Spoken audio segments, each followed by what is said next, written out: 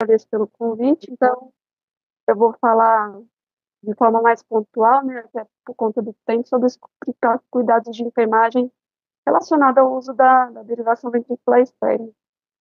Então, aqui,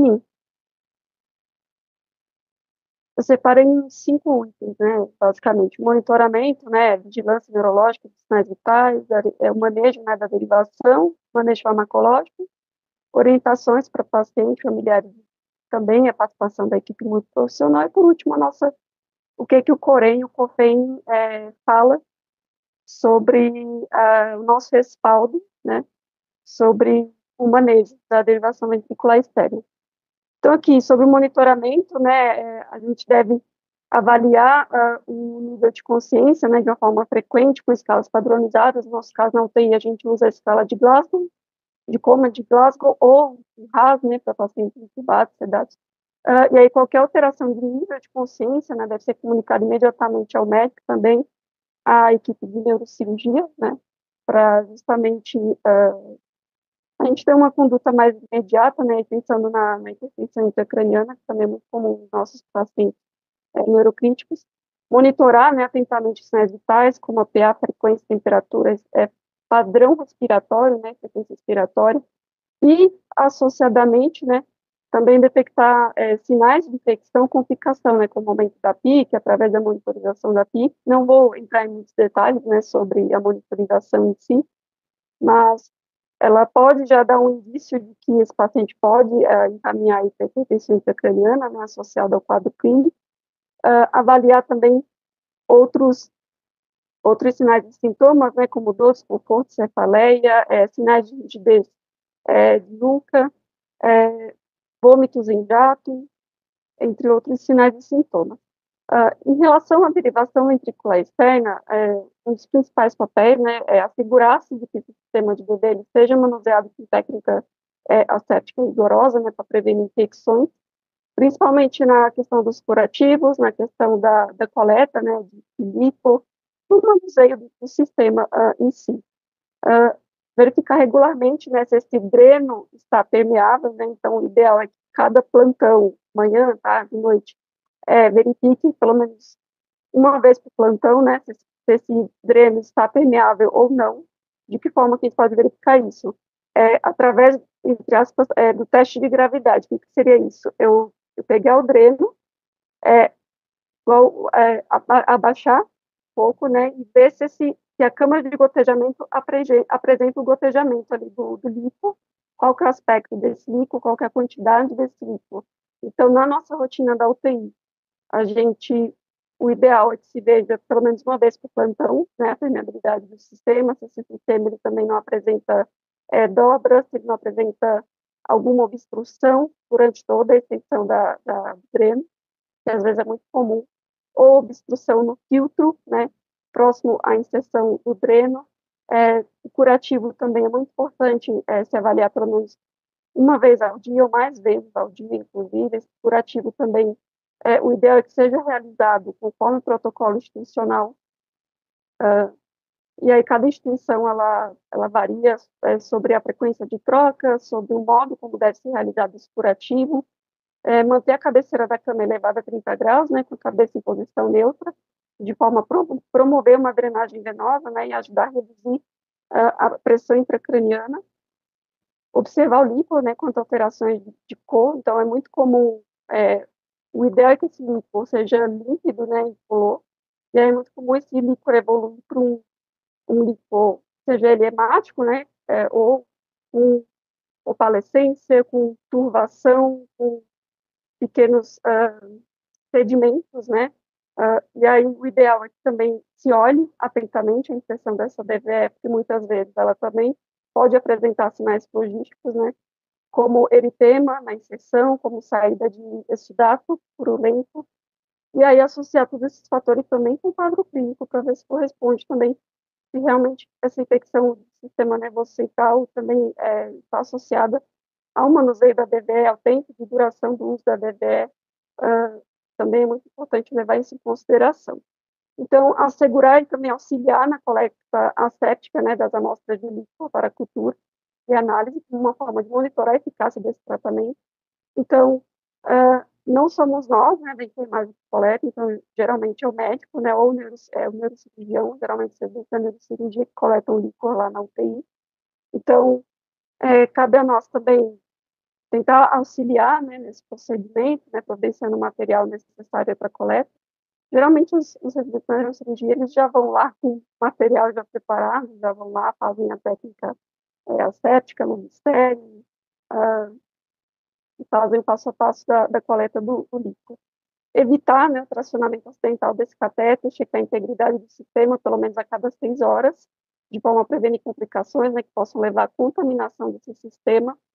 Então, é muito comum, não é muito comum, às vezes já aconteceu, né, na prática, né, de uma vez eu cheguei no plantão, a dânula, né, da DVE estava com rachadura, com micro-rachadura, desse líquido estava apresentando vazamento. Então, é extremamente importante que a gente faça essa checagem frequente de todo o sistema, tá? Desde a inserção até todo o sistema do dreno, os clamps, as dânulas, as torneirinhas, como que está esse sistema, se ele apresenta dobra, se ele apresenta rachadura, se está apresentando vazamento de líquido em alguma parte do sistema. Então, é importante comunicar imediatamente o médico e também a equipe de neurocirurgia, porque muito provavelmente esse dreno vai precisar ser trocado. Observar a presença de complicações, então, né, a remoção acidental, o sangramento. Uma vez que haja uma remoção acidental, o ideal é que não se tente reintroduzir esse catéter.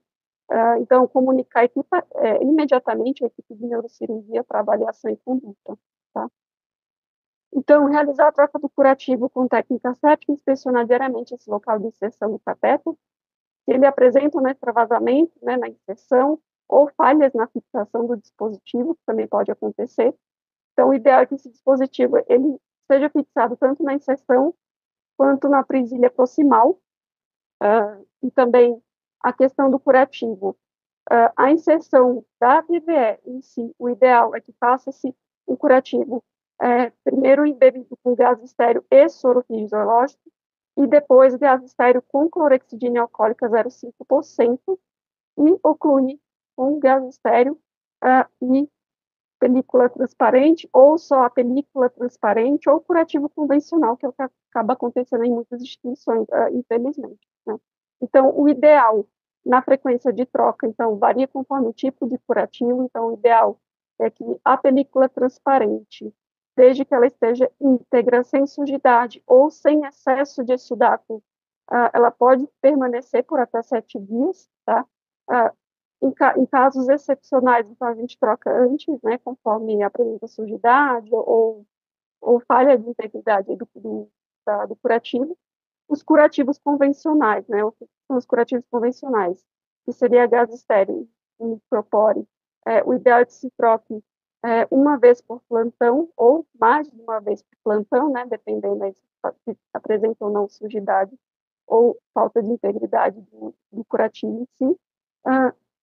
E inspecionar atentamente e escrever em prontuário e comunicar à equipe médica também diariamente como está a inserção dessa DBS, se apresenta algum tipo de sinal logístico, sempre respeitando técnica cética, os 5 passos aí da higiene das mãos, primeiramente, sempre usar luz estéreo. Alinhar e zerar esse sistema de DBE também no conduto auditivo externo, né, no ponto de referência anatômico determinado pelo protocolo da instituição. Alguns protocolos, ou pelo menos a maioria deles, né, eles pedem para alinhar no conduto auditivo externo, né, ou no tragos da orelha, né, que seria o ponto de referência externo anatômico, ou quando esse paciente, inclusive tem alguns trabalhos de enfermagem também que falam sobre isso, quando o paciente ele está em mudança de decúbito, ou seja, lateral direito ou esquerdo, esse ponto de referência passaria a ser a ponta do nariz para mensuração aí da PIP, né, quando esse paciente tiver monitorização de PIP. Verificar a altura da câmara de gotejamento, né, sempre conforme prescrição médica, então é importante que sempre esteja diariamente prescrito na prescrição médica, o quanto que essa altura dessa câmara deve ficar, sem milímetros de mercúrio ou centímetros de água, tá?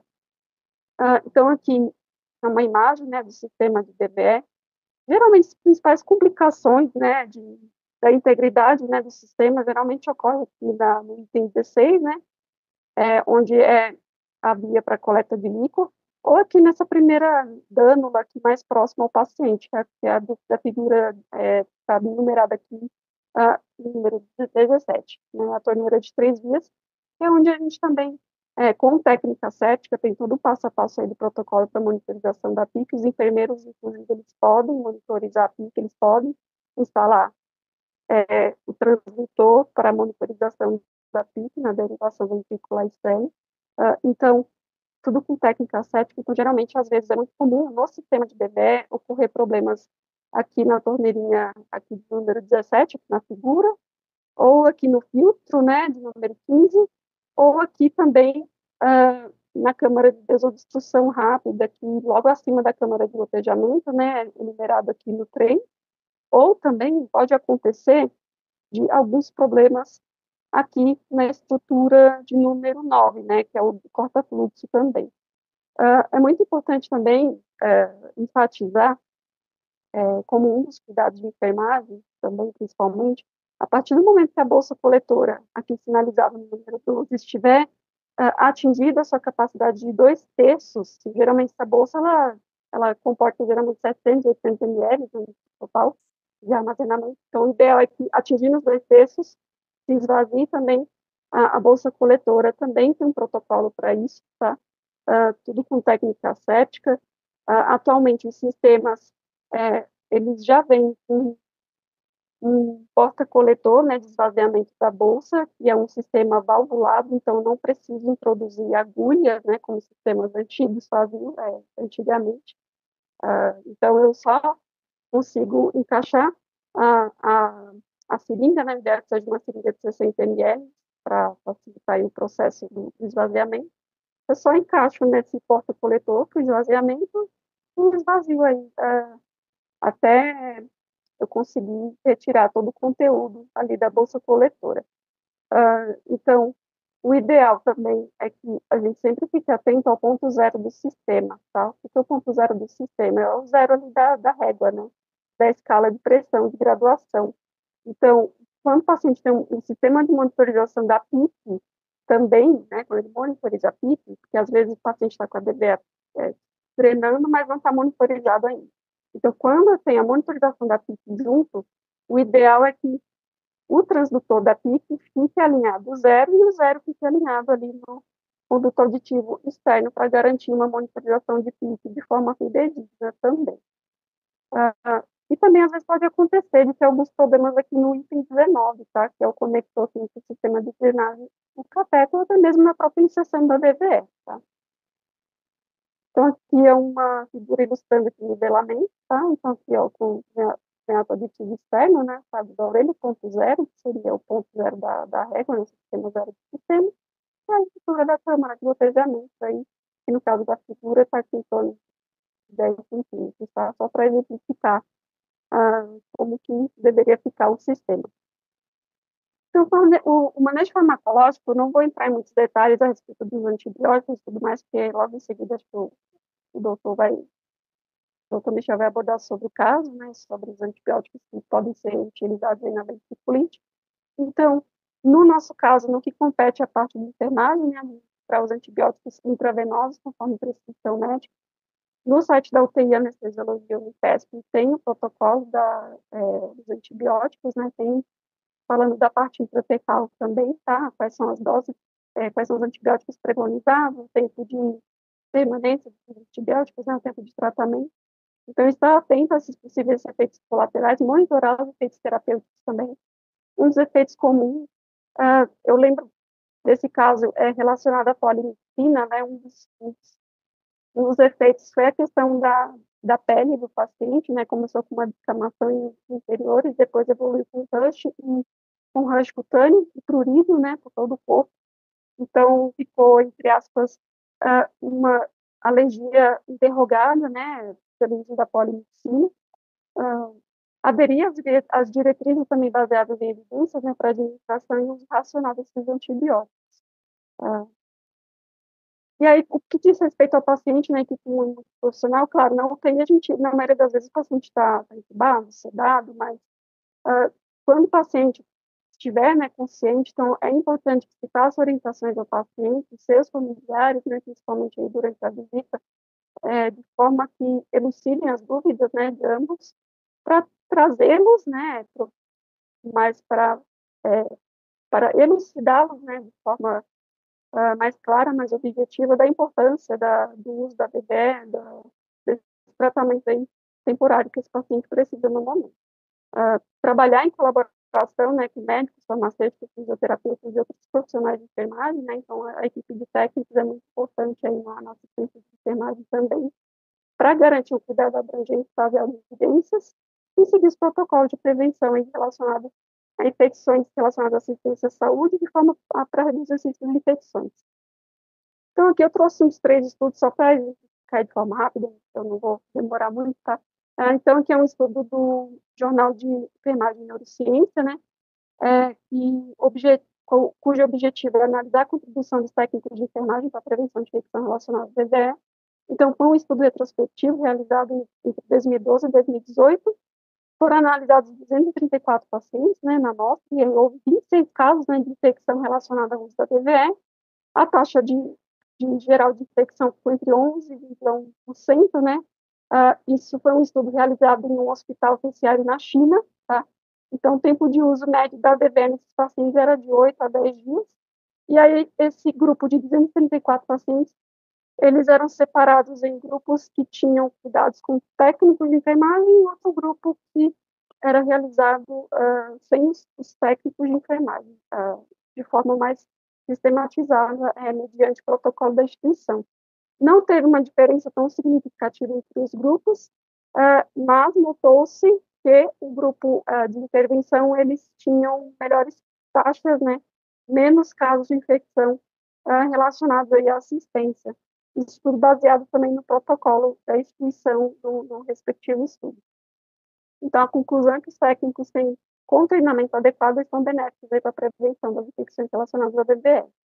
Outro estudo também, cujo objetivo foi examinar o efeito das alterações, né, no protocolo de controle de infecção na incidência de infecções relacionadas à VVE, foi uma análise retrospectiva de dados entre 2007 a 2019, então foi um estudo aí de 12 anos, cujos resultados foram apresentados. Foram feitas 15 alterações importantes, né, no protocolo vigente, também para uma instituição de nível terciário. Foram feitas 15 alterações importantes, né, relacionadas à assistência à saúde neste protocolo de cuidados de derivação ventricular externa, e aí que essas 15 alterações foram associadas à redução das infecções de 6,7 para 2 por mil pacientes por mil dias de DVE. E a incidência por bactérias gram-positivas diminuiu de 4,8 para 1,7, e a incidência de infecções por bactérias gram-negativas reduziu de 1,9 para 0,5.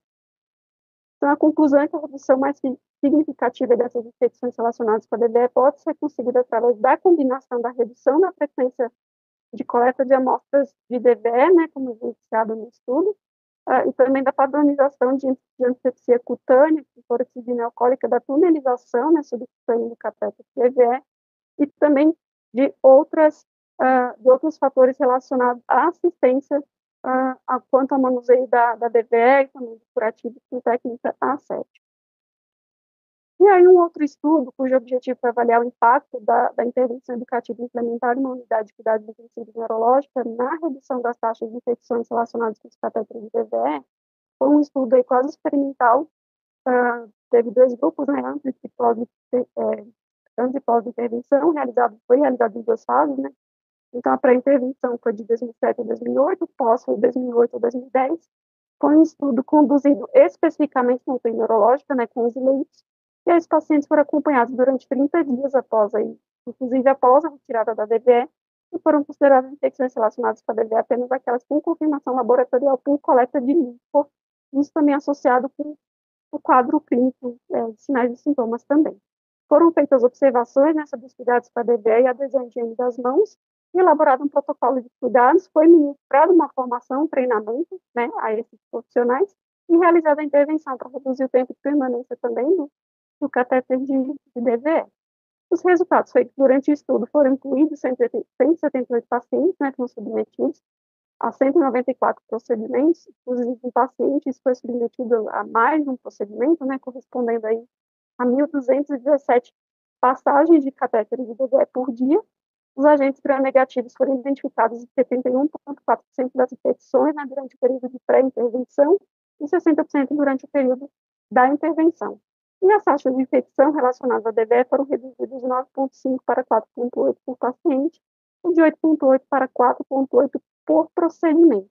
E também isso se refletiu na taxa de mortalidade, que reduziu de 42% para 30%, ou seja, teve uma redução de 12%, tudo isso relacionado a um treinamento eficaz. Então, a intervenção educativa ela se revelou-se uma ferramenta útil, né, para a redução das infecções relacionadas à DVE, e esta intervenção pode ter contribuído também para a redução de mortalidade. Então, o que a legislação diz a respeito do papel do enfermeiro, do técnico de enfermagem, quanto ao manuseio da DVE? Assim, aqui eu trouxe só essas duas porque o porém tem o corém de outras regiões, né? Então, cada corém pode emitir pareceres, né, a respeito de determinados cuidados com a DVE. No caso do Corém São Paulo, tem o parecer número 030/2021, quanto à atribuição da equipe de enfermagem e esvaziamento da bolsa coletora de DVE. Lá diz que, desde que a equipe de enfermagem seja treinada, isso incluindo os técnicos de enfermagem, e desde que tenha protocolos institucionais e também protocolos, né, do CCIH, os técnicos poderiam fazer esvaziamento da bolsa. Eu, a princípio, como opinião pessoal minha, eu acho que o enfermeiro teria que, não que o enfermeiro não possa fazer, ele pode e deve fazer, ele tem que fazer. Mas eu acho que em determinados momentos, dependendo da realidade da instituição, não acho que seria o adequado atribuir uma função tão importante relacionada com o manuseio da bebê como o esvaziamento da bolsa, sem treinamento prévio, sem condições formais, tanto de legislação quanto de treinamento, né, de educação continuada. Então, na nossa instituição, né, na Hospital São Paulo, o nosso protocolo lá está sinalizado pelo enfermeiro ou médico, tá? E aí tem todo o passo a passo, né, do esvaziamento da bolsa coletora. E também tem o parecer do Conselho Federal de Enfermagem, né, de 2019, que fala, né, quanto à competência do enfermeiro na coleta de linfa pela via proximal externa no catéter de DVE.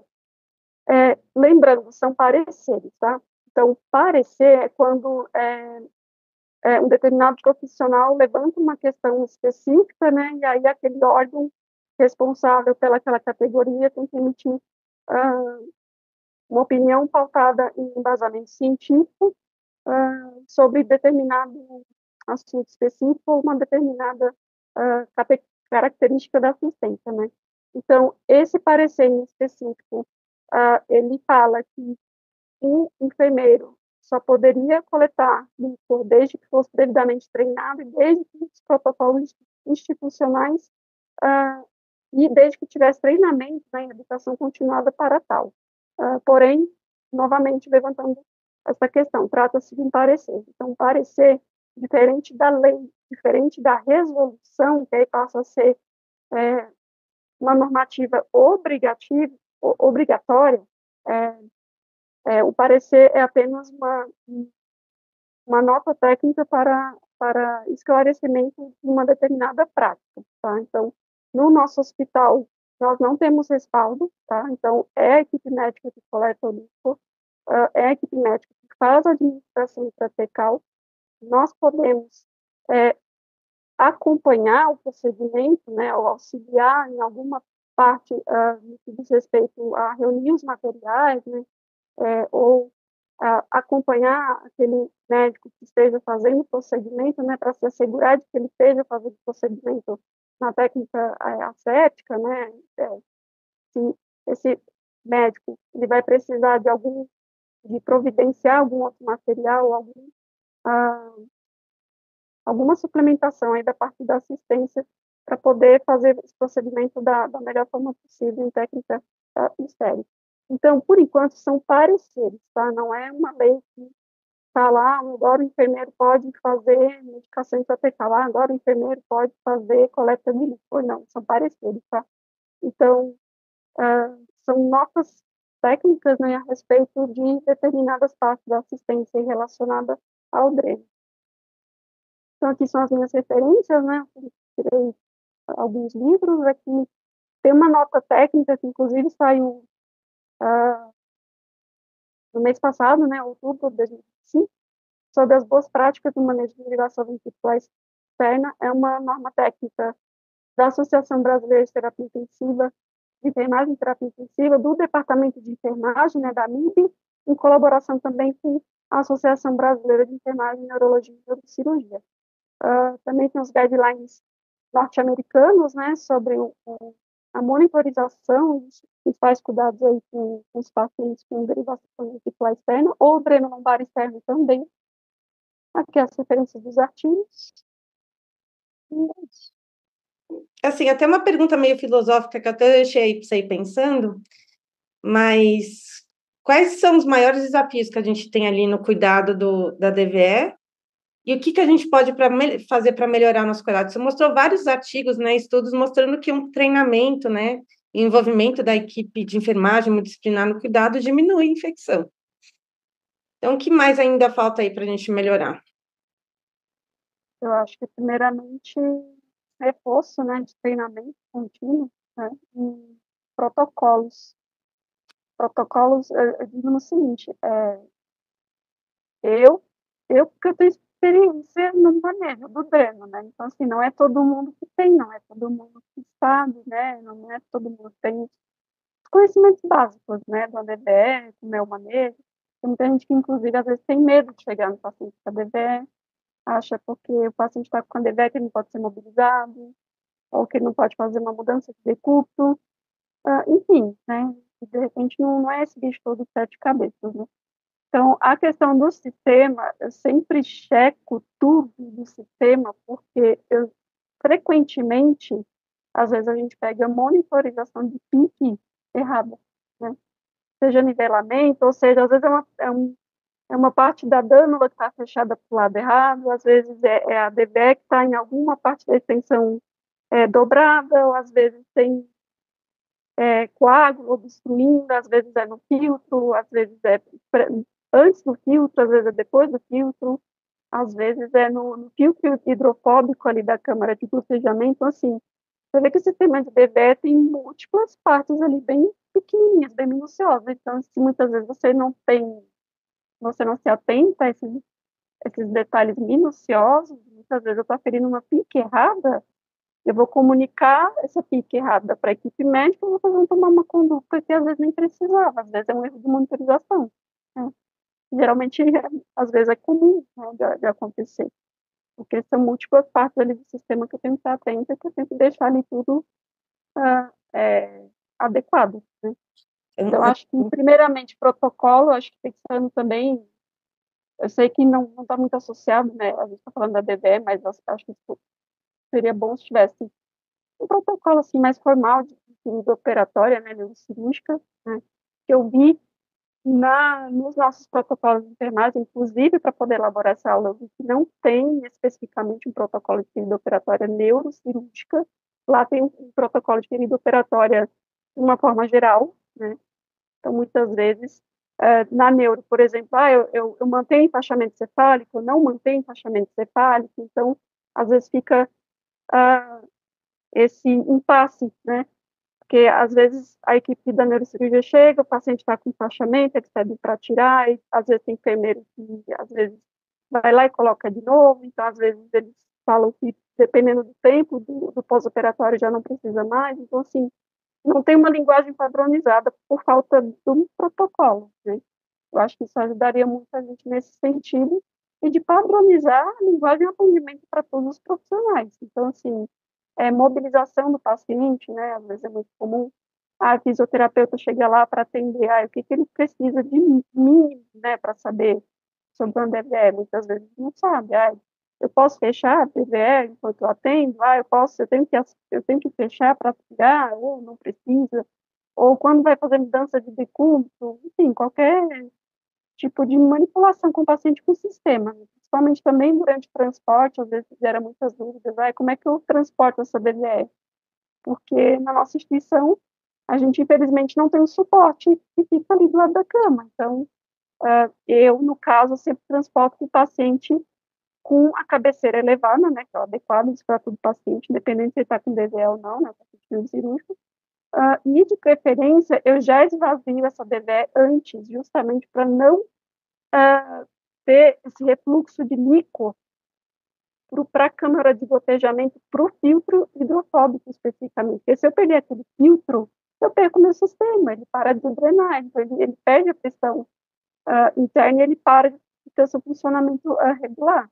Então, DVE é muito detalhe, é muita coisa, é muita particularidade. Então, se você não tem esse conhecimento específico, isso acaba podendo um risco de evento adverso, né, para o paciente, às vezes pode ser fatal.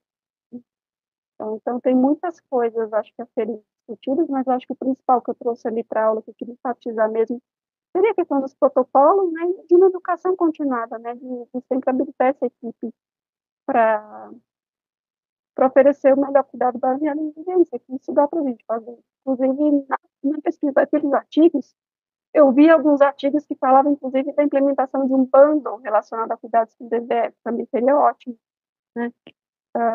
E É. aí, A gente enfim, até depois vamos conversar direitinho sobre isso, viu, Van? Até estava trocando uma ideia com o doutor Bruno para a gente melhorar aí os cuidados e até talvez fazer algum tipo de treinamento aí melhor. E você vai nos ajudar, com certeza.